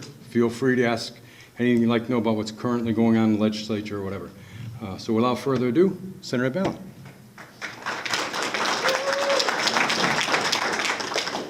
I am so excited that the Lieutenant Governor is down here with us today. Was someone who ran on an economic development platform. And when I first got started as a Democrat running on economic development, people said that I couldn't run on that platform, that it wasn't going to have any legs, wasn't going to get any traction in Windham County. It's true. It's true. And I ran for economic development issues and because we have a real issue around poverty here in southern Vermont. A lot of people don't want to talk about it. And my kids are in the public schools in Brattleboro, and when you have your kids in the public schools in Brattleboro, you see really the depth of poverty that we're talking about here. So I'm so excited that this is happening. I was thrilled to be at the Lieutenant Governor's first pitch that he did the first week of the session. The room was absolutely packed. I serve on the Economic Development Group, Economic Development Committee, one of my 2 committees in the Senate, and we were able to take a few of the recommendations that were given at that pitch and start crafting them into legislation, which I hope will make it past the cutting room floor and hopefully pass over to the House in the economic development bill that comes out of our committee. I wanted to say that the other things that I'm excited about is that we're talking about regionalism in a different way, not just here in southern Vermont, but also in the legislature. We've got representatives and senators from Bennington County and Windham County talking together about the labor shed, and a couple other people referenced that. It's really talking about from Keene over to Wilmington, Wilmington over to Bennington, and down into Massachusetts. We really need to stop thinking just in terms of southern Vermont because people are driving across the borders every day. The other thing that I wanted to say is that it's very easy to get discouraged around these issues, but just having been up in Montpelier for 6 weeks now, a lot of people are talking about it. And we need to constantly bring attention down to southern Vermont because we have some issues that if you are focused on Chittenden County in Montpelier, you don't see the extent to which we have issues down here. If you look at charts that look at the economic progress in Vermont and you pull out Chittenden and you pull out Montpelier, then the success doesn't look so great. And that's just a reality. So I'm thrilled to be here. I'm happy to take questions, and I'll stick around afterwards. Thank you.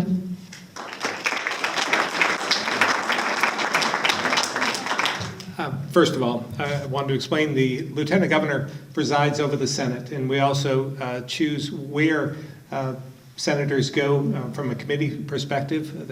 In the Senate, it's a little bit different than the House.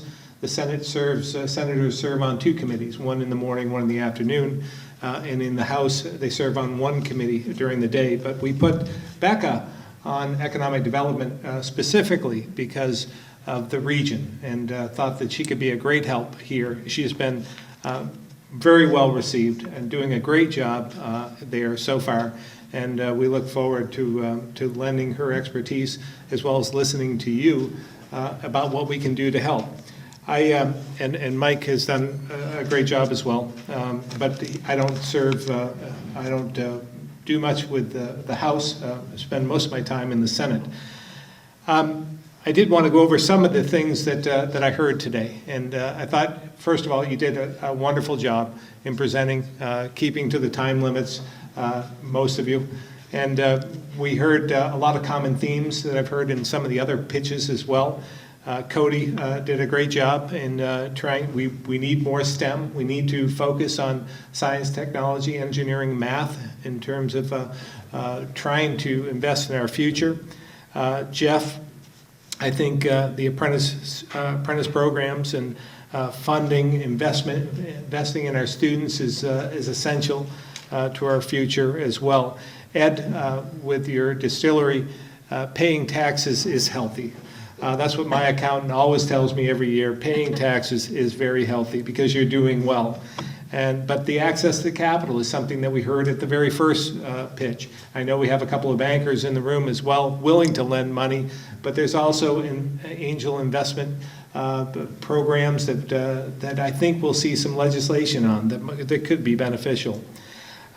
Joanne, the strategic plan, trying to work together, warehousing the concept of what we do with our airport infrastructure has been an ongoing dialogue ever since I was in the Senate for 10 years before becoming Lieutenant Governor. And we've had these discussions. How do we maintain the viability of our airport system?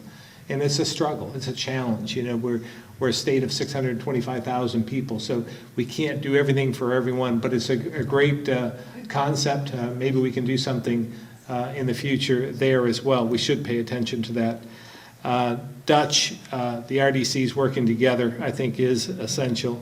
Our technical schools, I'm a product of, as I said before, I'm a product of technical programs, and I went, when I was in high school, did both machine trades and my college prep at the same time. I was caught between two worlds, but very much appreciated. I think it's essential that we teach our kids how to take care of themselves in many different ways, not just from an educational standpoint, but from a technical aspect. And being able to do things for yourself is rewarding and also essential to the future. Isha, we would like you to bring more of your friends to Vermont. We think that we have a lot to offer. We would appreciate your expertise, and we welcome you with open arms and hope you are able to bring more to Vermont, more of your friends from other parts of the world, and to set up shop here in Vermont, because it's what we need. And we are going to set the table, so to speak, to welcome them in. So thank you very much for that. Julie, you hit the nail on the head in terms of our struggles. We have a demographic problem in this state.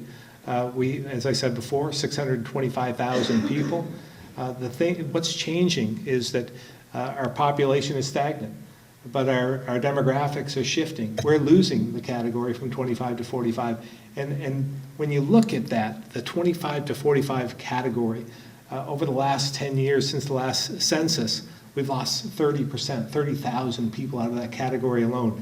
And that's our future. You know, those are the folks that pay taxes. They're the ones that buy homes. They're the ones that have families. They're the ones that bring kids here and fill our empty schools with kids. And so that is the future. And so the investment in kids is absolutely essential. So I appreciate what you do with the youth services and what we can do in the future to make sure we keep investing in our kids, because they're going to take care of us eventually, right? Michael, the Natural History Museum tour, maybe you could combine that with the wine tours or the brewery tours and take one bus and go to all those. I think, again, marketing Vermont in a different way is something we heard at the first pitch as well, in some of the subsequent pitches, where we're trying to do better in bringing people together, market together. And I heard that common theme here as well. How do we do that on limited dollars, but trying to work together is something that's, I think, going to be essential. The first one that we heard, the first pitch, was the innovative by nature, trying to highlight what we've done, our history, our tradition, and so many things that we're innovators in Vermont. That's what we do, and we have a lot to offer, and we should really expose that more. Munson, again, trying to invest in broadband is something that we it's part of our infrastructure. It is as essential as electricity was a century ago, and we have to keep that up. We've made some tremendous gains over the last few years, but we have a long ways to go as well. Jan, I don't know if I agree with your concept, but I appreciate your passion. And we really need you as a salesperson for whatever it is that we need to do in the future, because you certainly gave a great presentation and had me listening to what you were presenting. I will look at the materials, and we'll see. You know, you never know what we can do in the future. But I appreciate you coming today as well, Michael. And the Green River, again, that innovative by nature, trying to do something with our branding, highlighting our marketing, and we have so much to offer here in Vermont that it's not difficult to sell Vermont in terms of quality of life and other things, but we do have our challenges in terms of our infrastructure and how do we have an affordable lifestyle and something that we can bring to Vermonters that choose to live here and stay here. And again, it gets back to our demographics and why we're losing our youth, because they're either not growing into it, they're leaving, or they're just aging out. And we need more opportunities for our youth, and we need to make sure that it's affordable so that they can stay here and live here and grow with us. So that's essential. Richard, again, regionalize the conversation is something I heard from 3 or 4 different people today, and I think that's really is important. We can't work in silos in Vermont, and even in the region in New Hampshire as well, where we need to work together in some way. But I think that, again, that perfect storm, fixing homelessness, a housing first team of some sort, creating a more affordable Vermont is something that is probably on the to-do list. That's part of our mission if we can all work together.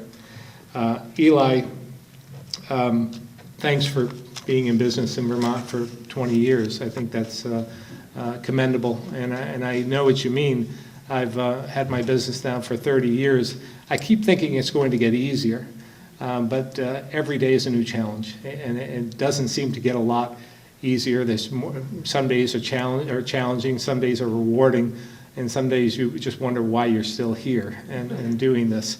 But I thank you for being in that, I would assume, the 25 to 45 age group that we need more of. So appreciate you, and I do your statement about helping existing businesses. Many times we think about economic development and we think about how do we attract new businesses to Vermont. Well, I would like to do that as well. And the governor and I have reached out to many different companies throughout New England, trying to, and internationally as well, trying to bring new businesses into Vermont. But we can't forget about the businesses that are here, because we need to help them expand as well. We have they're already here. We've sold them. We need to help them along in some way to make sure that they stay and that they can prosper. Barry, again, Arts in Vermont, bringing more people here. I'm not sure about whether you really want the government to be involved with the artists or not, but I do believe that you can work together in some way. I do believe that creating some organization, umbrella organization, where you can work together and be more powerful as a group could be important. Maybe the Vermont Chamber would be somebody I'd reach out to, but if you're willing to get together, I'm sure that the state, we would listen to whether or not it's feasible to license or not. Certainly, we'd like your $2,500, though. Chris,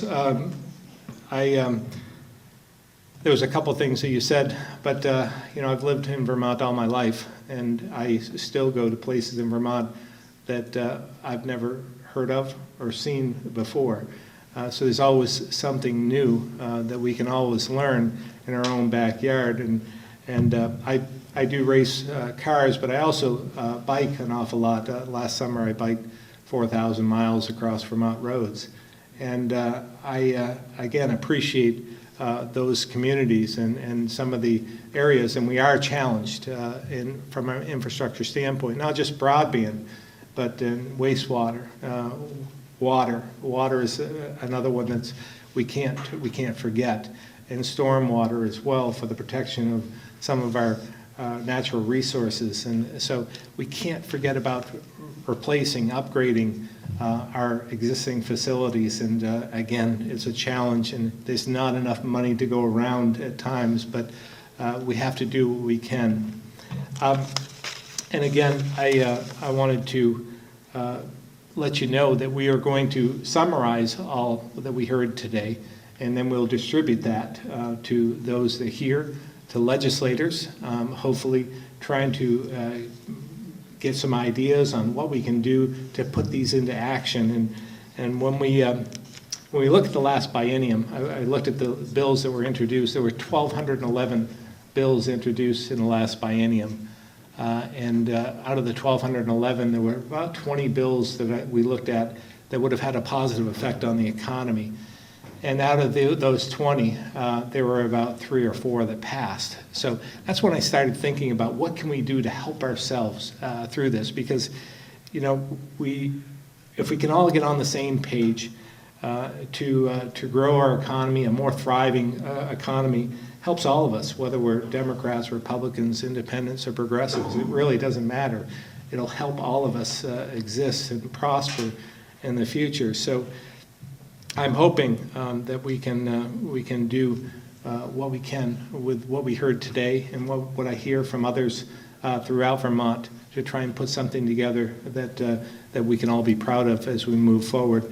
Again, this year so far there's been about 500 bills introduced, and we've had 8 or 10 bills introduced as a result of these pitches. So we have 3 or 4 more to go, and so if we can get more of these ideas out and put them into action, we would like you to. We need you to participate, though, in government. We don't have all the answers. We're 30 senators. We have 150 reps, but we need you to come tell your stories as well. We're open. We're willing to listen, and there's nothing more powerful than you telling your own personal stories in front of a hearing, in front of a committee.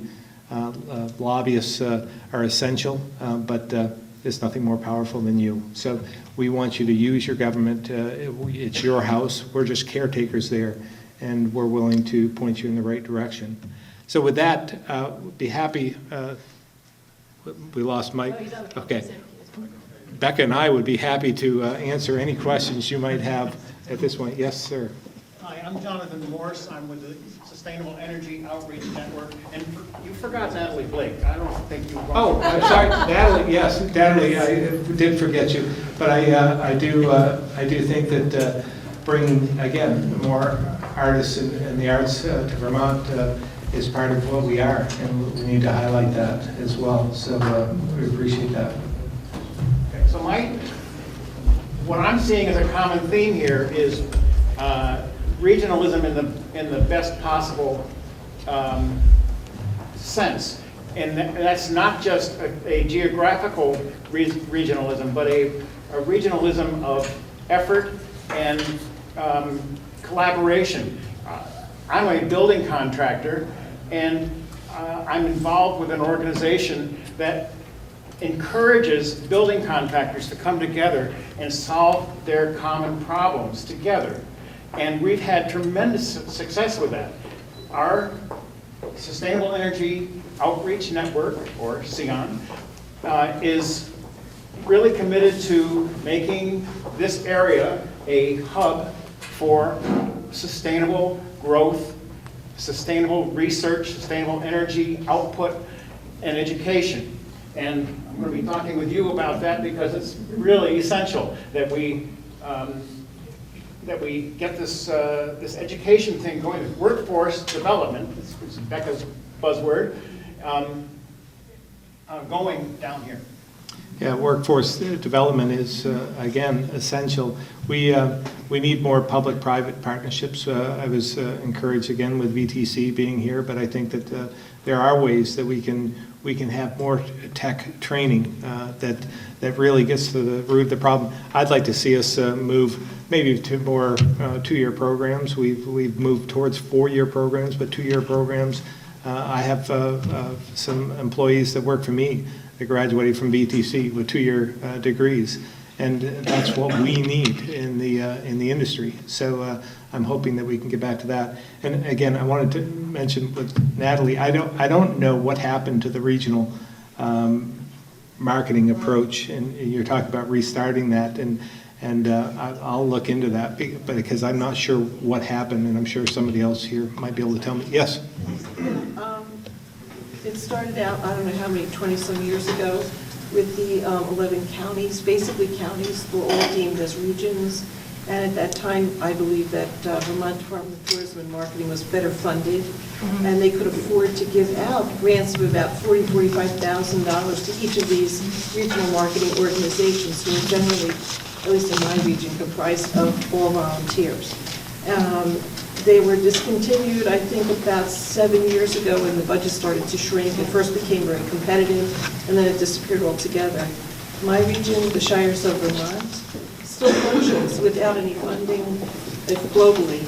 However, our Senator Dick Sears has managed to scrape out $20,000 a year from the Senate budget. But we now will not get any funding, but we have a plan in place that will make us sustainable on our own. But I think it would be really good if tourism and marketing were better funded, so that they could do not only funding of regional organizations, but get out there and be more competitive in the market, because I think it's very sad that the one agency that actually is an investment in our future, that brings a return on investment to the state, is not a giveaway program, is constantly being chopped back. It's not productive for the state. Well, and again, we have our challenges ahead with our budget, but we have to consider. We can't go across the board cuts. We have to look at go in with a scalpel, so to speak, so that we aren't cutting things that will help us move out of this and help, promote our. In the past, this is the last thing I'll say.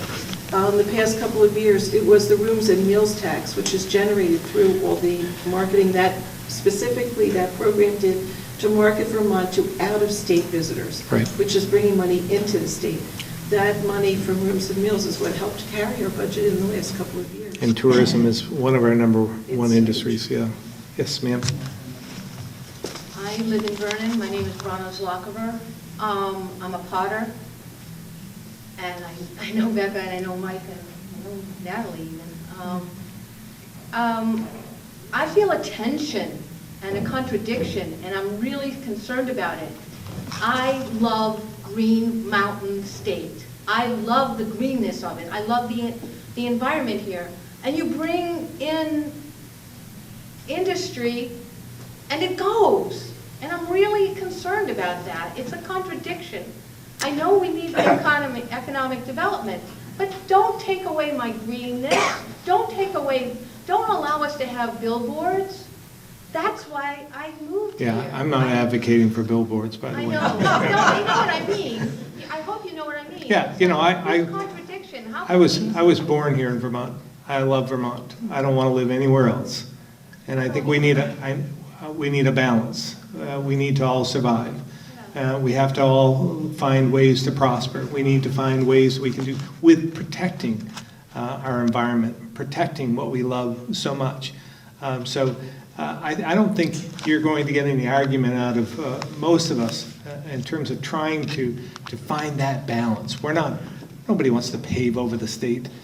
We want to keep it the way it is, and because that's why we stay here. That's why we suffer through sometimes. We aren't the most prosperous state. We know that. We may never be, but we can be better balanced, I think. And we're going in the wrong direction because we are losing our youth. That's a fact. And we have to find ways to provide opportunities so that they will stay here and we can compete in the future. So. Again, when we look at New York and the competitiveness, I know you in this region in particular, you've always had to compete with New Hampshire. I mean, it's just very difficult at times. You're right across the river with the tax structure and so forth. Well, now we have our other flank, New York, that is having a pretty incredible marketing campaign in of itself. So we have to learn how to deal with that. It doesn't mean that we close our eyes to it. It doesn't mean that we can go toe-to-toe. We don't have the resources to do that. But we have an awful lot to offer here. And I think that we can compete. We just have to figure out ways to do it. We have to regionalize. We have to work together in order to do that. Lieutenant Governor, if I could suggest that perhaps for the rest of the questions, we adjourn. We do have a time commitment constraint here with the space. So we have to wrap up in about 15 minutes. So for those who want to leave and those who'd like to still ask questions, if you're all available, I would like to make that opportunity for you. And thank you all for coming, and thank you all.